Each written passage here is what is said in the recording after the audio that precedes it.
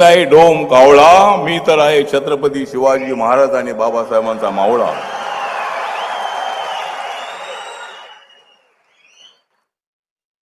माझा रंग आहे सावळा, माझा रंग आहे सावळा, पण मी राजकारणामध्ये नाही उद्धव ठाकरेंसारखा बावळा.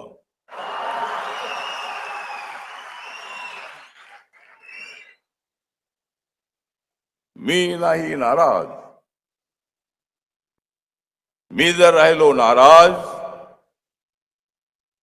तर मुंबईमध्ये येईल कसं आपलं राज. म्हणूनच मी आलेलो आहे आज, म्हणूनच मी आलेलो आहे इथे आज, कारण मला चढवायचा आहे महायुतीच्या महापौराच्या डोक्यावर ताज.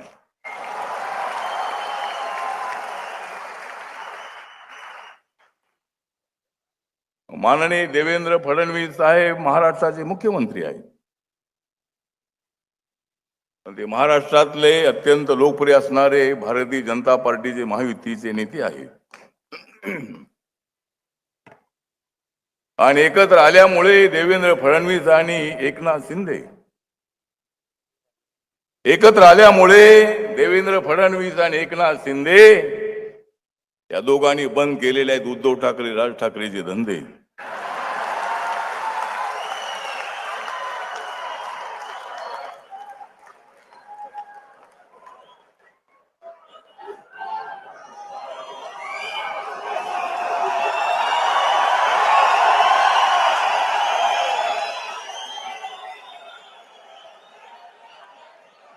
तर आपण सर्वजण अत्यंत उत्साहामध्ये आहोत. 15 तारीख जवळ येत आहे आणि निवडणुकीची तारीख आहे 15. निवडणुकीची तारीख आहे 15 आणि मी सांगतो मुंबईच्या 15. मी सांगतो मुंबईच्या 15 आमची निवडणुकीची तारीख आहे 15. इथं जनसमुदाय जमलेला आहे सारा, ठाकरे बंधूंचे वाजवण्यासाठी 12.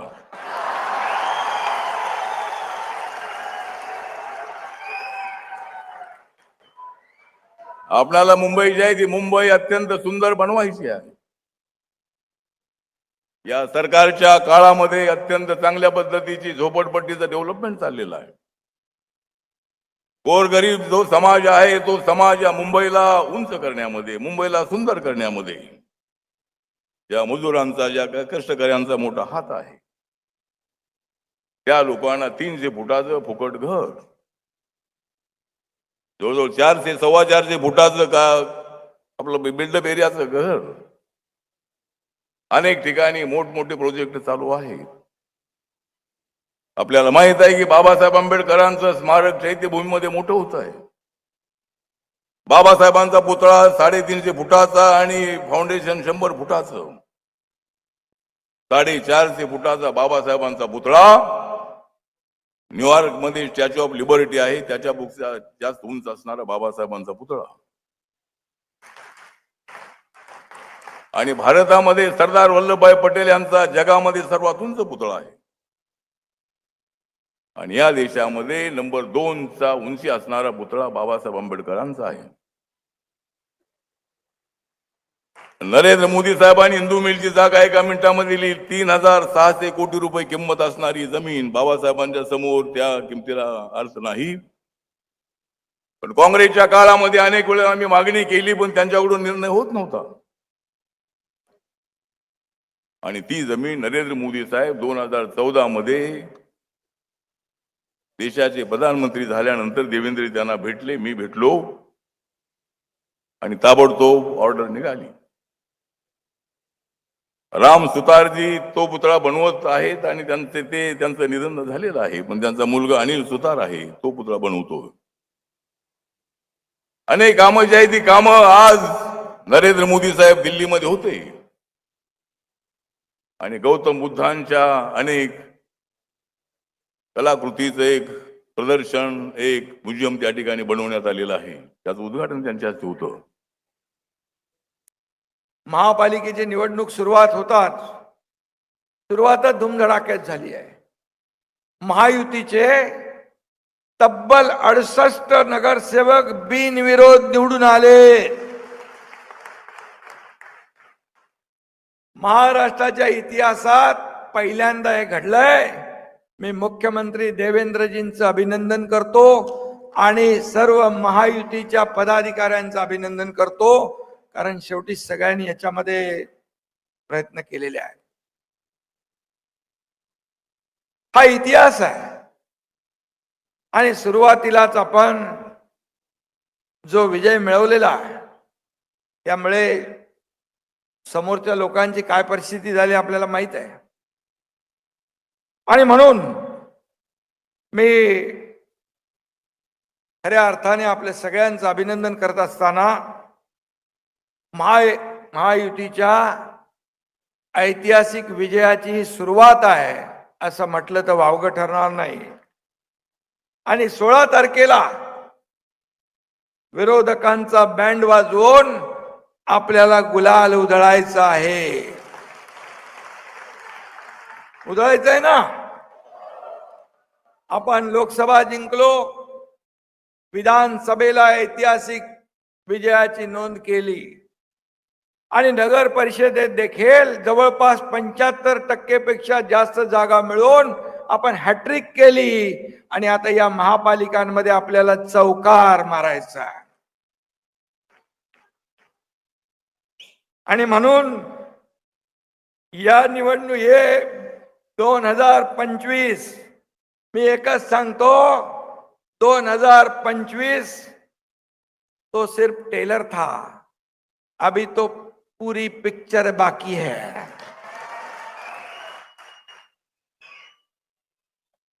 महायुतीच्या ऐतिहासिक विजयाचं श्रेय मी माझ्या लाडक्या बहिणींना देतो आणि लाडक्या भावांनाही देतो, लाडक्या भावांना पण देतो.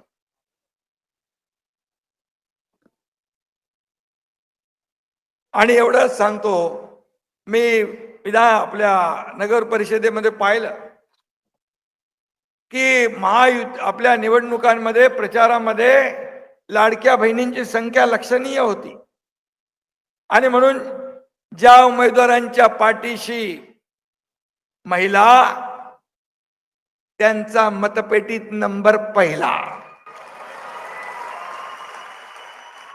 हे समीकरण झालेलं आहे, कारण विधानसभेत तुम्ही चमत्कार घडवून दाखवलेला आहे. सगळ्यांची बुकिंग रद्द करून टाकली. म्हणजे महाविकास आघाडीची त्यांनी सरकार बनवलं होतं. याला हात घालणार, त्याला हात घालणार, त्याला बर्फाच्या लादीवर झोपवणार. पण लाडक्या बहिणीने त्यांचा कार्यक्रम करेक्ट कार्यक्रम करून टाकला. लाडके भाऊही त्याच्यात मागे नाही आहेत. आणि म्हणून प्रत्येक निवडणुकीमध्ये लाडक्या बहिणींनी आपल्याला भरभरून पाठिंबा दिला, भक्कम पाठिंबा दिला. विधानसभेमध्ये चमत्कार घडला. लोक किती आता पण अफवा पसरवत आहेत लाडक्या बहिणीच्या बद्दल, पण मी आपल्याला सांगतो की आम्ही दोघंही भाऊ इथे आहोत. दोघंही भाऊ इथे आहोत. कुणाचाही माईकाला आला तरी लाडकी बहीण योजना कधीही बंद होणार नाही.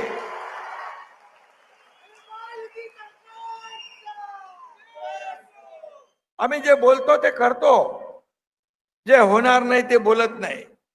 आणि जे जे आम्ही बोललोय ते करणार. काही लोक म्हणतात करून दाखवलं, त्यांना मी नंतर बघतो. पण आम्ही जो शब्द देतो तो शब्द पाळतो. आणि म्हणून तर लोकांनी विधानसभेत लँडस्लाइड मॅन्डेट दिलं. 232 महायुतीच्या जागा महाराष्ट्राच्या इतिहासामध्ये पहिल्यांदा आल्या आणि रेकॉर्ड ब्रेक झाला. काही लोक म्हणत होते, कोर्टात गेले काही लोक ही योजना बंद पाडायला. काही लोक म्हणाले काय महिलांना काय भीक देताय का, त्यांना काय विकत घेताय का. अशा प्रकारचे भाष्य करणारे आता कुठली तरी योजना त्यांनी आणली आहे. अरे असं बोलणारे लोक या माझ्या लाडक्या बहिणींची योजना बंद करणारे लोक काय देणार. द्यायला दानत लागते, दानत. आणि ती दानत महायुतीकडे आहे, महायुतीने दाखवली आहे. आणि खरं म्हणजे हे सगळं लबाडा घरचं अवतान म्हणतो ना आपण, त्यांच्यावर कोण विश्वास ठेवणार? काल कोणीतरी विजन डॉक्युमेंट दाखवलं म्हणा, कोणीतरी मला म्हणाला विजन डॉक्युमेंट. पण इतके वर्ष तुम्ही सत्तेत होता तेव्हा कुठं गेलं होतं विजन? तेव्हा कुठं गेलं होतं विजन? या लबाड लोकांनी इतकी वर्ष फक्त आणि फक्त घबाड कमवण्याचं काम केलेलं आहे. फक्त पैसे कमवण्याचं काम केलंय, लुटण्याचं काम केलंय. मगाशी अमित साठे म्हणाले. आणि त्यामुळेच जनतेनेच यांचा सीझन संपवला. आता त्यांना विजन आठवलं. जनतेनेच संपवलं, कारण इतके वर्ष तुम्ही काय केलं. आणि म्हणून आपल्या महायुतीचं काम तुम्हाला माहित आहे. आमच्याकडे कारण नाही आहे. No reason, on the spot decision, हे महायुतीचं काम. आम्ही करतो, बघतो, पाहतो वगैरे आमचं काम नाही. झटकेपट जे होईल ते पटापट करून टाकायचं. आणि म्हणून मी आपल्याला सांगतो, ही सभा जी आहे ही मुंबईतल्या भ्रष्टाचाराच्या विरोधातली उठावाची ललकारी आहे. ही फक्त साधी सभा नाही आहे. आणि म्हणून मुंबईकरांच्या विकासाला जो जो आड येईल आडवा, त्याला आपल्याला काय करायचं आहे ते मी बोलत नाही. इतकी वर्ष मुंबईला भ्रष्टाचाराची मगरमिठी पडली होती, आता हे सोडवायची आहे ना. आणि म्हणून आपल्याला या मगरमिठीतून मुंबईला आणि मुंबईकरांना सोडवायचं आहे. बकासुराच्या तावडीतून मुंबई बाहेर काढायची आहे ना. कोण बकासूर होता? त्यासाठी शिवसेना भाजपा महायुतीचा बलभीम सज्ज झालेला आहे. रामदास आठवले साहेब इकडे आहे. आपल्या लाडक्या बहिणी आणि लाडके भाऊ, लाडके मुंबईकर, या लाडक्या मुंबईवर महायुतीचा भगवा फडकवल्याशिवाय राहणार नाहीत, हा विश्वास आपल्याला सगळ्यांना. आणि महायुतीचाच भगवा फडकणार मुंबईवर, महायुतीचा भगवा फडकणार. आणि मुंबईचा महापौरही मराठीच होणार. ही काळ्या दगडावरची भगवी रेग आहे.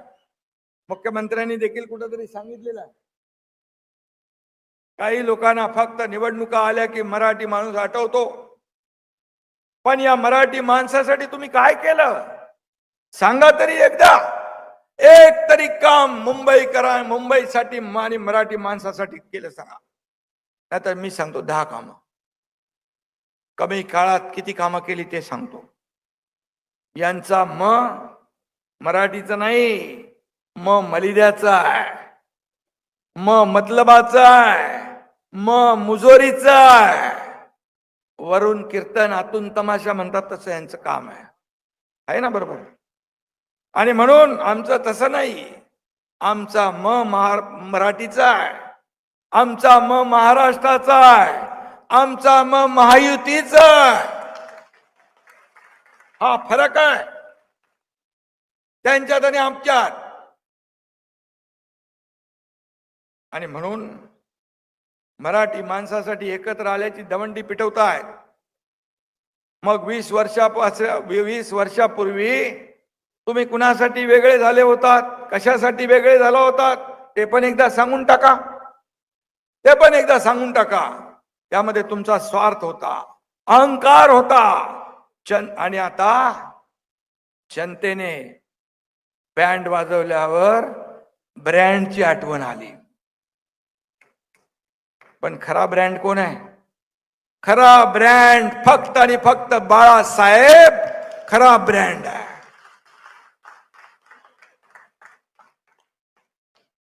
आणि सामान्य महायुतीचा कार्यकर्ता हा ब्रँड आहे आपला. तोच या निवडणुका जिंकून देणार आहे. बाळासाहेबांचे विचार जपले, शिवसेनेचा आम्ही विचार जपला, शिवसैनिकांनाही आम्ही जपतोय आणि त्यांना यापुढे देखील कायम जपत राहणार. आता महायुतीच्या कार्यकर्त्यांचं मी सांगतो, महायुतीचे कार्यकर्ते देखील आपल्याला जपायचे. हा कार्यकर्ताच प्रत्येक निवडणुकीमध्ये राबतो, मरतो आणि आपल्या नेत्याला निवडून देतो. आणि म्हणून त्याला जपलं पाहिजे. मगाशी कोणीतरी सांगितलं, संभाजीनगरात त्या रशीद मामूला पक्षात घेतलं, तिकीट दिलं. काय चालू आहे? त्यांनी काय काय केलं होतं आपल्याला माहित आहे. आणि बाळासाहेब असते देवेंद्रजी तर यांना उलट टांगून फटके दिले असते की नाही? काही जण निवडणुका आल्या की पार इतिहासात जातात, 7वीचं पुस्तक उघडतात. सूर्याजी पिसाळ, अब्दाली, अफजल खान, त्यांना सगळं आठवतात.